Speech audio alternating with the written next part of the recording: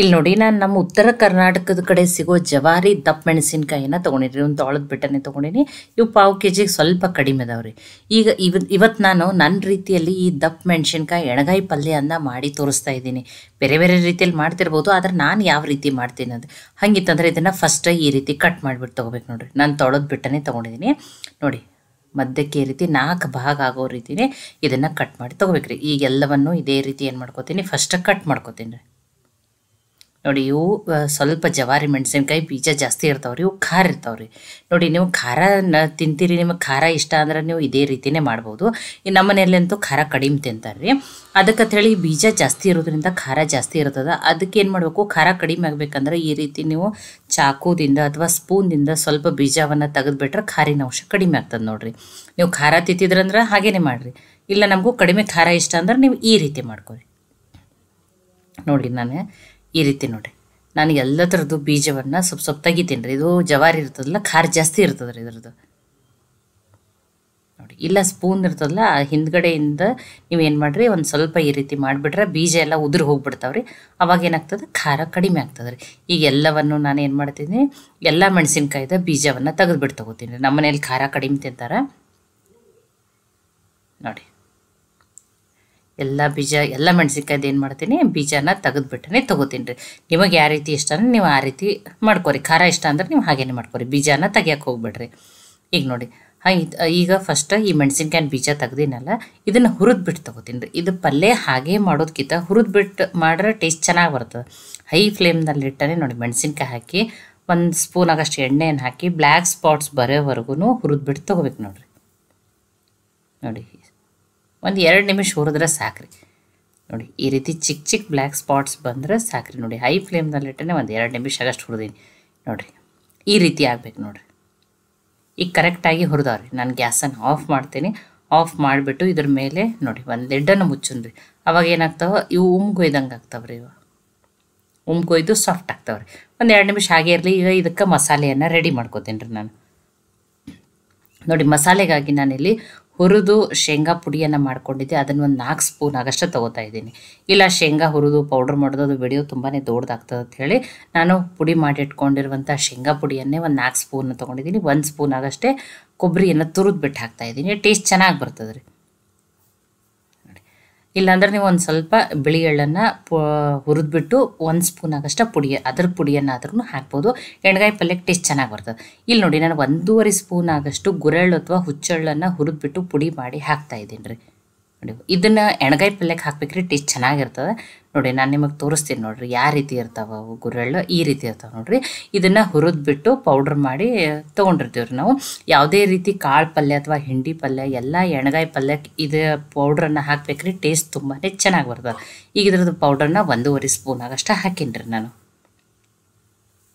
ನೋಡಿ ಇದಕ್ಕೊಂದು ಅರ್ಧ ಸ್ಪೂನ್ ಆಗಷ್ಟು ಜೀರಿಗೆ ಪುಡಿಯನ್ನು ಹಾಕ್ತಾಯಿದ್ದೀನಿ. ಒಂದು ಸ್ವಲ್ಪ ಅರಿಶಿನ ಇದರಲ್ಲಿ ಹಾಕ್ತೀನಿ. ಇನ್ನೊಂದು ಸ್ವಲ್ಪನ ಒಂದು ಅರ್ಧ ಸ್ಪೂನ್ಗಿಂತ ಕಡಿಮೆ ಒಗ್ಗರಣೆಯನ್ನು ಹಾಕ್ತೀನಿ. ರುಚಿಗೆ ತಕ್ಕಷ್ಟು ಉಪ್ಪು. ನೋಡಿ ಒಂದು ಅರ್ಧ ನಿಂಬೆ ರಸನ ಹಾಕ್ತಾಯಿದ್ದೀನಿ ರೀ ನಾನು. ನೀವಿಲ್ಲಿ ನಿಂಬೆ ರಸ ಇಲ್ಲಾಂದ್ರೆ ಹುಣಸೆ ಹಣ್ಣನ್ನು ನೆನೆಸ್ಬಿಟ್ಟು ಅದನ್ನು ಹಾಕ್ಬೋದು ರೀ. ನೋಡಿ ಒಂದು ಅರ್ಧ ಸ್ಪೂನಾಗಷ್ಟೇ ಸಕ್ಕರೆ, ಹುಳಿ ಬ್ಯಾಲೆನ್ಸ್ ಮಾಡೋಕ್ಕೆ ಸಕ್ಕರೆ ಹಾಕಿದ್ದೀನಿ. ಸಕ್ಕರೆ ಬೇಡ ಅಂದ್ರೆ ನೀವು ಸ್ವಲ್ಪ ಬೆಲ್ಲನ ತುರಿದ್ಬಿಟ್ಟು ಹಾಕ್ರಿ. ತೊಳೆದು ಕಟ್ ಮಾಡಿ ಇಟ್ಕೊಂಡಿರುವಂಥ ಕೊತ್ತಂಬರಿ ಸೊಪ್ಪು. ಈಗ ಇದನ್ನೆಲ್ಲನೂ ಮಿಕ್ಸ್ ಮಾಡೋಣ ರೀ. ನೋಡಿ ಈಗ ಎಣ್ಗಾಯಿ ಪಲ್ಯಕ್ಕೆ ಮಸಾಲೆ ರೆಡಿ ಆಗ್ತದೆ ರೀ. ಬೇರೆ ಬೇರೆ ರೀತಿಯಲ್ಲಿ ಮಾಡ್ತಾರೆ ರೀ. ನಾನು ಯಾವ ರೀತಿ ಮಾಡ್ತೀನಿ ಅಂತ ಹೇಳಿ ನಿಮಗೆ ಮಾಡಿ ತೋರಿಸಿದ್ದೀನಿ ನೋಡಿರಿ.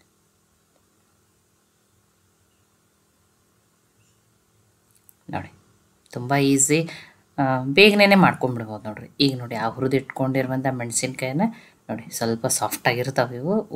ಅದರ ಹುರಿದನೇ ಮಾಡಿರಿ, ಟೇಸ್ಟ್ ಚೆನ್ನಾಗಿ ಬರ್ತದೆ. ಈಗ ನೋಡಿರಿ ಇದೇ ಪ್ಲೇಟಿಗೆ ಹಾಕೊಂಡ್ಬಿಡ್ತೀನಿ ರೀ ನಾನು. ನೋಡಿರಿ ಈಗ ಈ ಮಸಾಲೆಯನ್ನು ಅದರಲ್ಲಿ ನೋಡಿರಿ ಸ್ಟಫ್ ಮಾಡೋಣ ರೀ. ನೋಡಿ ಇಲ್ಲ ನಮ್ಮ ಕಡೆ ಗುರೆಳ್ಳು ಅಥವಾ ಹುಚ್ಚೆಳ್ಳು ಪುಡಿ ಇಲ್ಲ ಅಂದ್ರೆ ನೀವು ಬರೀ ಶೇಂಗಾ ಮತ್ತು ಕೊಬ್ಬರಿ ಅಥವಾ ಬಿಳಿ ಎಳ್ಳನ್ನು ಪೌಡ್ರ್ ಹಾಕಿಬಿಟ್ಟು ಮಾಡಿರಿ, ಅದನ್ನು ಟೇಸ್ಟ್ ಚೆನ್ನಾಗಿ ಬರ್ತದೆ. ನೋಡಿ ಹುಣಸೆ ರಸ ಅಥವಾ ಟೊಮ್ಯಾಟೊ ಅದು ಹಾಕಿ ಮಾಡೋಕ್ಕಿಂತ ಈ ರೀತಿ ನಿಂಬೆ ರಸವನ್ನು ಹಿಂಡ್ಬಿಟ್ಟು ಮಾಡಿರಿ, ಟೇಸ್ಟ್ ತುಂಬಾ ಚೆನ್ನಾಗಿ ಬರ್ತದೆ. ನೋಡಿ ಎಲ್ಲ ಮೆಣಸಿನ್ಕಾಯದಲ್ಲಿ ನಾನು ಮಸಾಲೆಯನ್ನು ಹಾಕಿಬಿಟ್ಟಿದ್ದೀನಿ, ಅದನ್ನು ಗ್ರೇವಿಗೆ ಮಸಾಲೆಯನ್ನು ಬಳಸ್ಕೊತೀನಿ ರೀ. ಈಗ ಒಗ್ಗರಣೆನ ಹಾಕೊಂಡ್ರಿ. ಇದನ್ನು ಹಾಗೇನು ಒಗ್ಗರಣೆ ಹಾಕೋದಕ್ಕಿಂತ ನೋಡಿರಿ ನಾನು ಕುಕ್ಕರಲ್ಲಿ ಹಾಕಿ ತೋರಿಸ್ತಾ ಇದ್ದೀನಿ. ಕುಕ್ಕರಲ್ಲೇ ನೋಡಿ ಮಾಡ್ರೂ ಟೇಸ್ಟ್ ತುಂಬ ಸಾಫ್ಟಾಗಿ ಚೆನ್ನಾಗಿ ಬರ್ತದೆ. 1 ಸ್ಪೂನಾಗಷ್ಟೇ ಎಣ್ಣೆ ಹಾಕಿದ್ದೀನಿ, ಒಂದು ಸ್ವಲ್ಪ ಅರ್ಧ ಸ್ಪೂನಾಗ ಸಾಸಿವೆ, ಅರ್ಧ ಸ್ಪೂನಾಗಷ್ಟು ಜೀರಿಗೆ, ಸಾಸಿವೆ ಜೀರಿಗೆ ಫ್ರೈ ಆಗಲಿ ರೀ. ಸಾಸಿವೆ ಜೀರಿಗೆ ಫ್ರೈ ಆದಮೇಲೆ ಸ್ವಲ್ಪ ಕರಿಬೇವು ಸೊಪ್ಪು, ನೋಡಿ ಒಂದು ಸ್ವಲ್ಪ ಇಂಗನ್ನು ಹಾಕ್ತೀನಿ ರೀ, ಟೇಸ್ಟ್ ಚೆನ್ನಾಗಿ ಬರ್ತದೆ. ಇಂಗು ಡೈಜೆಷನ್ಗೂ ತುಂಬಾ ಒಳ್ಳೆಯದು ರೀ. ನೋಡಿ ಇಂಗು ಫ್ರೈ ಆದಮೇಲೆ ನೋಡಿ ನಾನು ಇನ್ನೊಂದು ಸ್ವಲ್ಪ ಅರಶಿಣನ ಈ ರೀತಿ ಎಣ್ಣೆಯಲ್ಲೂ ಹಾಕ್ತೀನಿ, ಕಲರ್ ಚೆನ್ನಾಗಿ ಬರ್ತದೆ ರೀ. ನೋಡಿ 1 ಗಡ್ಡೆ ಬೆಳ್ಳುಳ್ಳಿಯನ್ನು ಕುಟ್ಟಿ ಹಾಕ್ತಾಯಿದ್ದೀನಿ ರೀ, ಪೇಸ್ಟನ್ನು ಹಾಕಬೇಡ್ರಿ, ಕುಟ್ಟಿನೇ ಹಾಕಿರಿ, ಟೇಸ್ಟ್ ಚೆನ್ನಾಗಿ ಬರ್ತದೆ. ಆ ಬೆಳ್ಳುಳ್ಳಿ ಒಂದು ಸ್ವಲ್ಪ ಫ್ರೈ ಆದಮೇಲೆ ನೋಡಿ ಆ ಮೆಣಸಿನ್ಕಾಯಲ್ಲಿ ಮಸಾಲೆ ಏನು ಹಾಕಿಟ್ಟು ಫಸ್ಟ್ ಮೆಣಸಿನ್ಕಾಯಿನ ಹಾಕೋತೀನಿ ರೀ. ಆ ಎಣ್ಣೆಯಲ್ಲಿ ಚೆನ್ನಾಗಿ ಮಿಕ್ಸ್ ಮಾಡ್ಕೋತೀನಿ.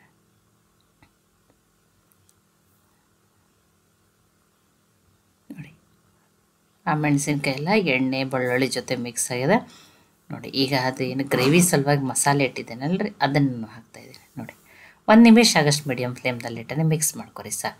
ಹುರಿದಿರ್ತದಲ್ಲ ತುಂಬಾ ಏನು ಹುರಿಬೇಕತ್ತೇನಿಲ್ಲ. ನೋಡಿ ಆ ಮಸಾಲೆಯನ್ನು ಹಾಕೊಂಡ್ರಿ, ಮತ್ತು ಆ ಮಸಾಲೆಯನ್ನು ಹಾಕಿಬಿಟ್ಟು ನೀರನ್ನು ಹಾಕ್ತೀನಿ. ನೋಡಿರಿ ಗ್ರೇವಿ ಎಷ್ಟು ತೆಳು ಬೇಕೋ ಗಟ್ಟಿ ಬೇಕೋ ನೀವು ನೀರನ್ನು ನೋಡಿಬಿಟ್ಟು ಹಾಕೋರಿ. ನಾನು ತುಂಬ ಏನು ಗ್ರೇವಿಯನ್ನು ಮಾಡಲ್ಲ, ಆ ಮೆಣಸಿನ್ಕಾಯಿ ಎಷ್ಟು ಹತ್ತದಲ್ಲ ಅಷ್ಟನ್ನೇ ನೀರನ್ನು ಹಾಕೋತೀನಿ. ಒಂದು ಅರ್ಧ ಬಟ್ಲಾಗಷ್ಟು ಅಷ್ಟೇ ನೀರನ್ನು ಹಾಕಿನ್ರಿ ನಾನು. ಸ್ವಲ್ಪನೇ ಗ್ರೇವಿ ಅಷ್ಟೇ, ತುಂಬ ಏನು ಗ್ರೇವಿ ಮಾಡ್ಕೊಳ್ಳಲ್ರಿ. ಇಲ್ಲ ನಿಮಗೆ ಇನ್ನೂ ಜಾಸ್ತಿ ಗ್ರೇವಿ ಬೇಕಂದ್ರೆ ನೀವು ಇನ್ನೊಂದು ಸ್ವಲ್ಪ ನೀರು ಉಪ್ಪನ್ನು ಹಾಕಿಬಿಟ್ಟು ಅಡ್ಜಸ್ಟ್ ಮಾಡ್ಕೊರಿ. ನೋಡಿ ಎಲ್ಲ ನೀಟಾಗಿ ಮಿಕ್ಸ್ ಮಾಡಿದ್ದೀನಿ. ಈಗ ಇದನ್ನು ಮೀಡಿಯಮ್ ಫ್ಲೇಮ್ನಲ್ಲಿಟ್ಟನೆ ಒಂದೇ ಸೀಟಿಯನ್ನು ತೊಗೋತೀನಿ. ನೋಡಿರಿ ಕುಕ್ಕರ್ ಬಂದು ಸೀಟಿ ಆಗಲಿಲ್ರಿ, ನಾನು ನಿಮಗೆ ತೋರಿಸ್ತೀನಿ ತೆಗೆದುಬಿಡಿ. ನೋಡಿ 1 ಸೀಟಿ ಹಾಕಿಬಿಟ್ಟು ತೊಗೊಂಡಿದ್ದೀನಿ. ಈ ಖುಲ್ಲಾ ಕುದಿಸೋದ್ಕಿಂತ ಪಲ್ಯ ಒಗ್ಗರಣೆ ಹಾಕಿ ಕುದಿಸೋದ್ಕಿಂತ ನೋಡಿ ಈ ರೀತಿ ಕುಕ್ಕರಲ್ಲಿ ಮಾಡಿ ನೋಡಿರಿ ಎಷ್ಟು ಚೆನ್ನಾಗಿ ಕುದೋದು. ನೋಡಿರಿ ನಾನು ನಿಮಗೆ ತೋರಿಸ್ತೀನಿ. ನೋಡಿರಿ ಅದರ ಸಿಪ್ಪೆ ಎಷ್ಟು ಸಾಫ್ಟಾಗಿ ಬಂದದ್ದು ನೋಡಿರಿ.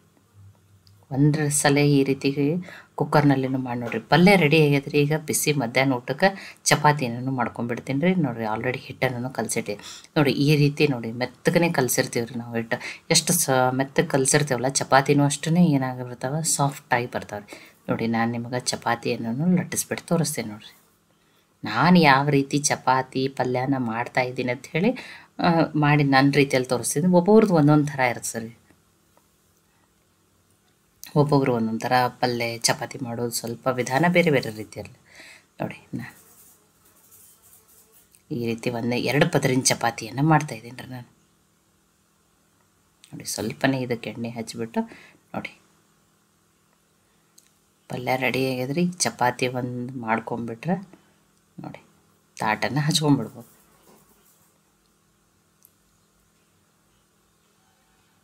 ನೋಡಿ ತೆವೆನೂ ಕಾಯ್ಲಿಕ್ಕೆ ಇಟ್ಟಿದ್ರಿ, ತೆವೆನೂ ಚೆನ್ನಾಗಿ ಕಾಯ್ದದ್ರಿ. ನೋಡಿ ಆದಷ್ಟು ಗಟ್ಟಿಯಾಗಿ ಹಿಟ್ಟು ಕಲಿಸ್ಕೋಬಾರ್ದು ರೀ. ಎಷ್ಟು ಮಿದ್ದಿ ಗಟ್ಟಿ ನಾದ್ತೀವಲ್ಲ ಚಪಾತಿನೂ ಅಷ್ಟೇನಾಗ್ತಾವೆ ರೀ, ಅವಾಗ ಉಬ್ಬಿರಿಸಾಗ್ತವೆ ರೀ. ಎಷ್ಟು ಮೆತ್ತ ಕಲಸಿ ನೋಡಿರಿ ಚಪಾತಿ ಎಷ್ಟು ಚೆನ್ನಾಗಿ ಉಬ್ಬಿ ಬಂದದ. ಇದು ನೋಡಿರಿ 2 ಪದರಿನ ಚಪಾತಿ ಪದರ್ ತಾನಾಗೇ ಬಿಟ್ಟಿರ್ತದೆ. ನೋಡಿರಿ 2 ಪದರ ಸಪ್ರೇಟ್ ಆಗ್ತದೆ. ಆಯ್ತು ಈಗ ಚಪಾತಿ ಅಂತೂ ರೆಡಿ ಆಗಿದ್ರೆ ಈಗ ಏನು ಮಾಡೋಣ್ರಿ ತಾಟನ್ನು ರೆಡಿ ಮಾಡ್ಕೊಂಡ್ರಿ. ನೋಡಿ ಚಪಾತಿ ರೆಡಿ ಆಗ್ಯದ, ಮೆಣಸಿನ್ಕಾಯಿ ಎಣ್ಗಾಯಿ ಪಲ್ಯನೂ ರೆಡಿ ಆಗ್ಯದ. ನೋಡಿ ಇದನ್ನು ಯಾವ ರೀತಿಯೂ ತಿನ್ಬೋದು ಅಂತ ಹೇಳಿನೂ ತೋರಿಸ್ತೀನಿ. ನೋಡಿರಿ ಸ್ವಲ್ಪ ಗಜ್ಜರಿ ಮೂಲಂಗಿ ಬೀಟ್ರೂಟನ್ನು ತೊಗೊಂಡಿದ್ದೀನಿ, ಮೊಸರನ್ನು ತೊಗೊಂಡಿದ್ದೀನಿ, ಅನ್ನವನ್ನು ತೊಗೊಂಡಿದ್ದೀನಿ. ನಿಮ್ಮ ಕಡೆ ಅನ್ನ ಇತ್ತಂದ್ರೆ ಅನ್ನದ ಜೊತೆ ಚಪಾತಿ ಜೊತೆ ಎಲ್ಲದ್ರ ಜೊತೆನೂ ಈಗ ರಾಗಿ ರೊಟ್ಟಿ, ಅಕ್ಕಿ ರೊಟ್ಟಿ, ಸಜ್ಜಿ ರೊಟ್ಟಿ ಎಲ್ಲದಕ್ಕೂ ಬೆಸ್ಟ್ ಕಾಂಬಿನೇಷನ್ ರೀ. ತುಂಬಾ ಚೆನ್ನಾಗಿರ್ತದೆ. ನೋಡಿ ಈ ಬಿಸಿ ಚಪಾತಿಗಂತೂ ಇದು ಬೆಸ್ಟ್ ಕಾಂಬಿನೇಷನ್ ರೀ. ನೋಡಿ ಹಿಟ್ಟು ಎಷ್ಟು ಮೆತ್ತ ಕಲಿಸ್ಕೊತಿರಲ್ಲ ಚಪಾತಿ ಅಷ್ಟೇ ಸಾಫ್ಟಾಗಿ ಬರ್ತದೆ ನೋಡಿರಿ. ನೋಡಿ ನಾನು ನಿಮಗೆ 2 ಪದರಿನ ಚಪಾತಿ ಅಂತ ಹೇಳಿನೆಲ್ಲ ಬಿಚ್ಚಿ ತೋರಿಸ್ತೀನಿ. ನೋಡಿರಿ 2 ಪದರ ನೋಡಿರಿ ಹೆಂಗೆ ಸಪ್ರೇಟಾಗಿ ಮತ್ತು ಎಷ್ಟು ತೆಳುವಾಗಿ ಚಪಾತಿ ಮಾಡಿ ನೋಡಿರಿ ನಾನು. ನೋಡಿ ಈ ರೀತಿ ಬಿಸಿ ಬಿಸಿ ನೀವು ಚಪಾತಿ ರೊಟ್ಟಿ ಯಾವುದಕ್ಕೂ ತಿನ್ಬೋದು. ಆದರೆ ಚಪಾತಿ ಜೊತೆ ಅಂತೂ ಟೇಸ್ಟ್ ತುಂಬಾ ಚೆನ್ನಾಗಿ ಹತ್ತದ ರೀ. ಇದು ಚಪಾತಿಗಂತೂ ಹೇಳಿ ಮಾಡಿಸಿದ ರೆಸಿಪಿ ರೀ. ಈ ರೀತಿ ಬಿಸಿ ಬಿಸಿ ಚಪಾತಿ ಎಣ್ಗಾಯಿ ಪಲ್ಯನೂ ತಿನ್ಬೋದು. ಇಲ್ಲಾಂದ್ರೆ ನೀವು ಇದರ ಜೊತೆ ಸ್ವಲ್ಪ ಮೊಸರನ್ನ ಹಚ್ಕೊಂಡ್ಬಿಟ್ಟು ತಿನ್ಬೋದು. ನಿಮಗೆ ಖಾರ ನಡೀತದಂದ್ರೆ ಬೀಜನ ತೆಗಿಬೇಡ್ರಿ. ಇಲ್ಲ ನೀವು ಅನ್ನದ ಜೊತೆನೇ ತಿಂತೀರಂದ್ರೆ ಸ್ವಲ್ಪ ಮೊಸರು ಹಾಕಿಬಿಟ್ಟು ಈ ರೀತಿ ಆ ಪಲ್ಯನ ನೋಡಿ ಕಲಿಸ್ಬಿಟ್ಟು ತಿಂದ್ರೂ ಟೇಸ್ಟ್ ತುಂಬಾ ಚೆನ್ನಾಗಿರ್ತದೆ ರೀ. ಅಥವಾ ನೀವು ಯಾವ ರೀತಿ ಟ್ರೈ ಮಾಡ್ತೀರ ಅಂತ ಹೇಳಿ ನನಗೆ ಕಮೆಂಟ್ ಮಾಡ್ತೀರ ಸರಿ. ನೋಡಿ ಈ ಮೆಣಸಿನ್ಕಾಯಿ ಎಣ್ಗಾಯಿ ಪಲ್ಯ ರೆಸಿಪಿ ನಿಮಗೆ ಸ್ವಲ್ಪ ಆದರೂ ಇಷ್ಟ ಆಗಿತ್ತಂದ್ರೆ ಲೈಕ್ ಮಾಡಿ, ಶೇರ್ ಮಾಡಿ, ಕಮೆಂಟ್ ಮಾಡಿರಿ. ಖಂಡಿತನೂ ಟ್ರೈ ಮಾಡಿ ನೋಡಿರಿ. ಮತ್ತು ನೀವು ಯಾವ ರೀತಿ ಮಾಡ್ತೀರ ಅಂತ ಹೇಳಿ ನನಗೆ ಕಮೆಂಟ್ ಮಾಡಿ ತಿಳಿಸ್ರಿ. ಮತ್ತೆ ಹೊಸ ಹೊಸ ರೆಸಿಪಿ ಜೊತೆ ಸಿಗೋಣ. ಎಲ್ಲರಿಗೂ ಧನ್ಯವಾದಗಳು.